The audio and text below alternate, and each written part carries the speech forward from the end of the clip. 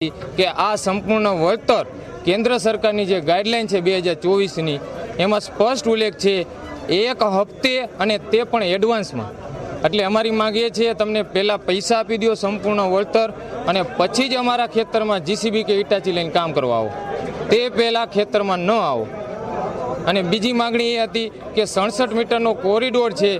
એ કોરિડોરની બહાર જો કંપનીને હાલવું હોય તો ભલે, માલ સામાન મૂકવો હોય તો ભલે, કોઈ પણ નુકસાની કરવી હોય તો એ ખેડૂત અને કંપની સાથે બેસી સમજૂતી થાય પછી જ આગળ કાર્ય થાય।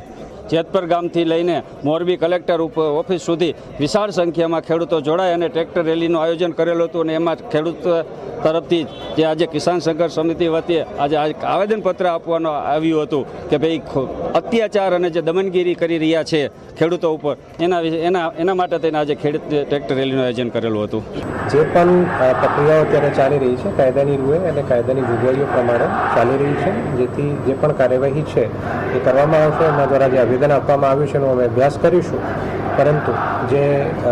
દેશના વિકાસ માટે વિવિધ સરકારશ્રીની જોગવાઈઓ, સરકારશ્રીના નિયમો પ્રમાણે થતા પ્રોજેક્ટ્સ છે એમાં કોઈ પણ પ્રકારનું રૂકાવટ પણ સ્વીકાર્ય નથી।